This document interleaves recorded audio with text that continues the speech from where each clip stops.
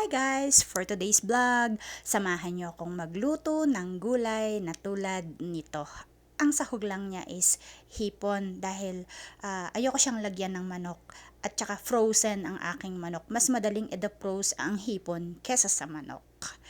Last day of Eid today, so samahan nyo ako at titingin tayo kung anumang klaseng gulay ang meron pa ako dito sa aking refrigerator. Actually, dito sa aking kwarto, dahil solo lang ako dito, naipasok ko dito yung aking cute na refrigerator. So, lahat ng mga sisters dito may kanya-kanyang refrigerator. Kung dalawa kayo sa isang kwarto, medyo mas malaki ng konti yung refrigerator mo.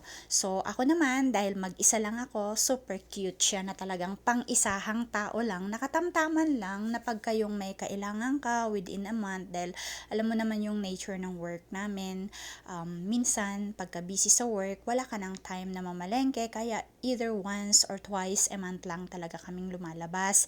At saka marami naman kasing bakala or yung parang mga mini groceries dyan sa Pilipinas, dito sa paligid namin na walking distance lang, na pagka gusto naming mag-walk-walk sa gabi is nakakabili kami.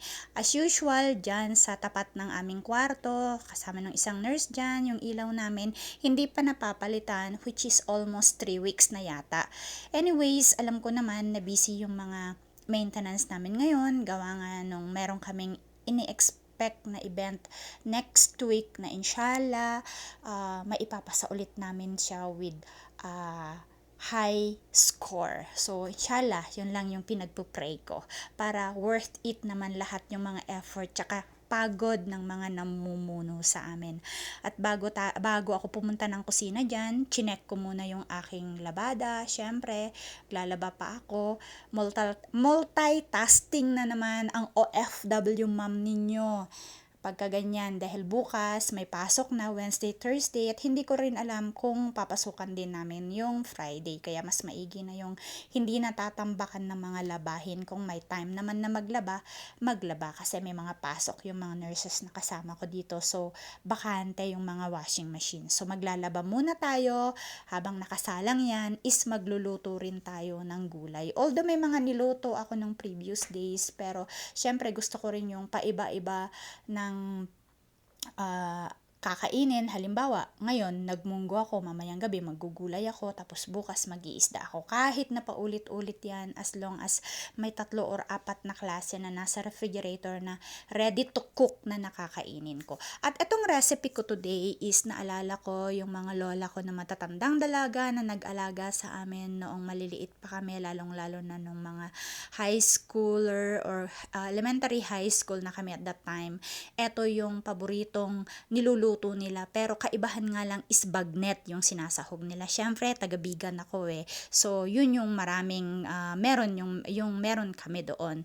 So, usually yun yung sinasahog namin kahit sa pinakbet, as in bagnet talaga. Authentic na Ilocano bagnet talaga yung sinasahog namin pagka nagpapakbet kami. Ngayon, yung repolyo naman na yan at saka cauliflower, yung paligid kasi namin is bukid.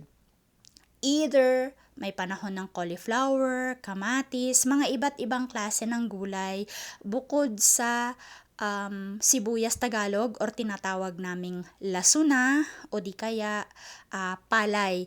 Pero ang palay kasi namin doon is 2 crop lang ang ginagawa nila. Kasi ang reason nila, ayaw nilang masira or matanggal yung talagang nutrients ng soil, kaya paiba-iba yung crops na ginagawa nila, hindi pare-parehas. So, kailangang ma-maintain. At dyan naman, binalikan ko yung aking nilalabhan habang hinihintay kong maluto yung aking gulay, kasi naigisa ko na yung bawang at saka yung puting sibuyas ko, tapos yung sahog niya na hipon, nailagay ko na rin yung aking gulay doon. Yung gulay na yon is half cook lang yung pagkakaluto, kasi hindi siya magandang kainin, masarap kainin pagka overcook po siya. So dyan is nakapagbanlaw na ako, mag-i-spin na lang ako dyan. Kaya ang ginagawa ko ay pinipiga ko po sila isa-isa. Actually nakapag-set na ako, nakapag-spin na ako ng mga itim, which is yun yung inuna kong binanlawan kesa sa mga may kulay. Kasi ang ginagawa ko, sinaseparate ko yan from white to light colors, dark colors, hanggang sa mag-black na ako. Hindi ko po pinaghalo-halo ang mga nilalabhan ko. Ayoko po ng ganun. Lalong-lalo na pagdating sa medyas. Kasi ang medyas, iba rin kasi yun. So, kailangang nakaseparate siya. Yung mga medyas, ang ginagawa ko is binababad ko muna siya sa sabon, saka ko siya. Yun yung pinaka-last na spin ko bago yung mga sapatos. Tama po kayo, pati po mga sapatos na pinampapasok ko or pinanlalabas ko is nilalabhan ko rin po yan linggo-linggo.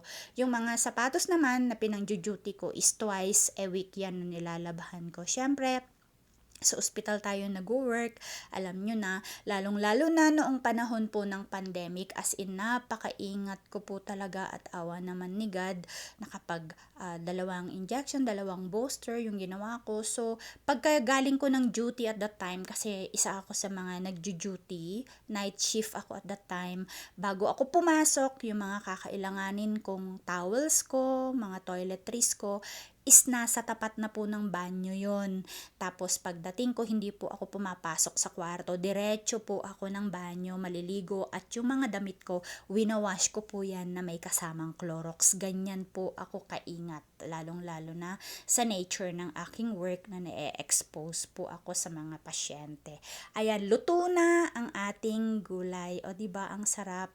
At alam po natin na ang cauliflower is rich in protein. Again, thank you for always watching sa aking mga video.